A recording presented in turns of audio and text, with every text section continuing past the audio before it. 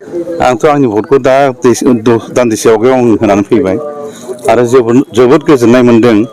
आंनि बे भट केन्द्रआव मित्रजोतनि प्रार्थी हिसाबै आंखौ बयबो ट्रेक्टरनि सावगारियाव भट होनानै देरहासार खालामनो थाखाय बयबो ओंखारबोदों बेखौ नुनो मोन्दों आरो बेनिखायनो आं जोबोद दिनै गावनि निजेनि भटखौ होखांनायनि उनाव जोबोद गोसोखौ गोजोननाय मोन्दों।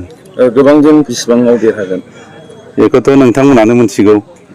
नोंथांमोना नुनो मोनगासिनो दङ जोंनि मित्रजोतनि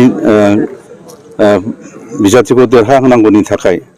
मित्रजोत होनोबा जेनेबा एजिपि बिजेपि आरो इउपिपिएल एजिपि बिजेपि आरो इउपिपिएलनि दैदेनगिरिफ्रा माबादि खामानि मावदों नोंथांमोना नुबोगासिनो दङ आरो बयबो बिभिन्न पर्यायनि जेरेखम डिस्ट्रिक्ट कमिटिनि दैदेनगिरिफोर ब्लक कमिटिनि दैदेनगिरिफोर आरो लोगोसे प्राइमारि कमिटि बुथ कमिटि आरो बिभिन्न अनुस्थान प्रतिष्ठाननि जेनेखि बिगोमाफोर बिथांमोनाबो जोंनि दोलोआव भट होनांगौनि थाखाय रायजोनि खाथियाव थांनानै आसोल बाथ्राफोरखौ रायफोदों बुंदों आरो जथेस्थ' रायजो राजाफ्रा ट्रेक्टरनि सावगारियावनो भट होनानै देरहासार खालामनानै बे 31 नं सिडली विधानसभा एरियाखौ जौगासार खालामनायनि थाखाय बिथांमोना संकल्पबद्ध जानानै थाबाय। बेयाव ओरैनो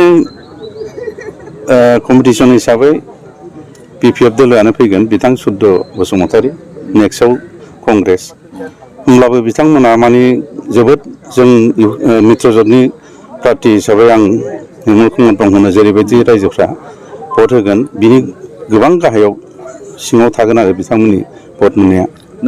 देरहाखांनायनि उनावथ' बहाय जोबोद जोंहा समस्या दं।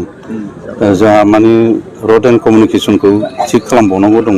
मावबाय थांनाय जोंनि मानगोनां जयन्त बसुमतारी बिथाङा एमएलए मोन हिसाबै बिथाङा जथेस्थ' परिमाननि खामानिखौ मावलांबाय।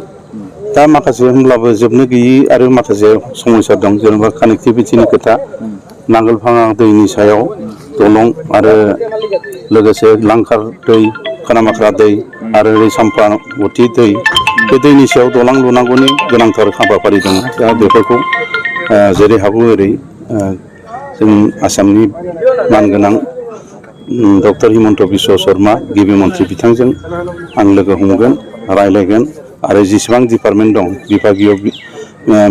बिभागीय जेनिखि मन्थ्रिफोर दङ बिथांमोनजोंबो सावरायलायनायनि गेजेरजों बे ओनसोलखौ माबोरै लुखांनांगौ बे दलांखौ बोरै लुनांगौ लामाखौ बोरै बानायनांगौ गासिबो दै खुरखानायखौ बोरै होबथानांगौ डिपार्टमेन्टेल जेनिखि मन्थ्रिफोर दङ बिथांमोनजों सावरायनानै बे समस्याफोरखौ समाधान खालामनायनि थाखाय आं राहा लामा लागोन। बेथ' सियर 100% बे सियर हयथ' आरो मा डाउट एन्ड कनफिउसननि खुनु खोथायानो गैला। दिनै भट जोबनायनि उनाव फैगौ जेनिखि 23 तारिखआव जि रिजाल्ट जागोन बे रिजाल्टनि उननिफ्रायनो बयबो मिथिनो मोनगोन आरो बुंनो थाङोब्ला बेवहाय फैबाय थानाय जेनिखि काउन्सिल इलेक्सन जागोन बे काउन्सिल इलेक्सनाव आरो गुबुन दोलोआ बेबायदि कम्पिटिसन खालामनो हानाय रोखोमनि अबस्थाया थाहैनाय नङा आरो बिथांमोननिफ्राय।